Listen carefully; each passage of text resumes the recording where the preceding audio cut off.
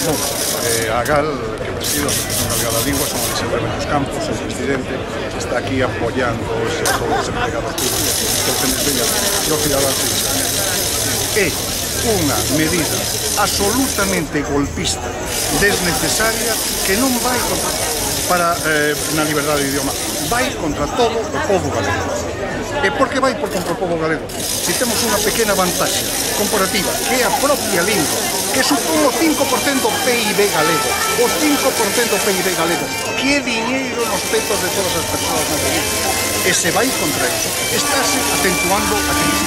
E se tú tes un fillo ou tú te queres presentar unha vaga na administración, e porque sabes entender un test en galego, porque iso eran as probas da administración, que é unha cousa enormemente simple para cualquier persoa culta, e te digo, non, os test agora van a ser en castellano.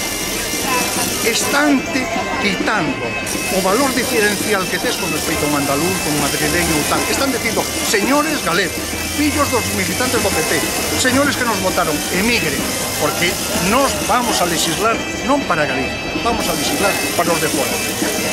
Un país como Dinamarca, que é un país que non ten autonomía, que é absolutamente democrático, pero que ten unhas illas que se chaman Feroe, entre Islandia e Inglaterra, ten recoñecido ali os máximos de dereitos lingüísticos. E Dinamarca exixe para cualquier danés que vai a traballar as Faroe un dominio suficiente da lingua das Faroe.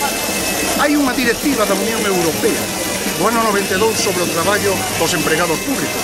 É dicir, cualquier empregado público pode traballar en cualquier país da Unión Europea, mas a todos é exixible o mesmo que lle sexa exixible aos naturais da lingua. Se tú como galega ou aquel como chinés, como grego, por exemplo, quere ir a traballar as Faroe, ten que superar as probas, os exames, as cousas que lle exixan os galegos. Se non o fixeran, estarían desvalorizando o específico dese estado. Estaban dicindolle, mira, o voso non vale absolutamente nada, pois é o que están facendo con nós.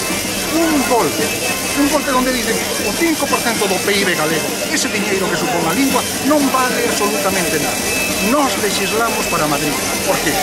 Legislamos para unhas persoas que representan o 0,000, non sei cuánto. Galicia bilingüe, a COPE, tal.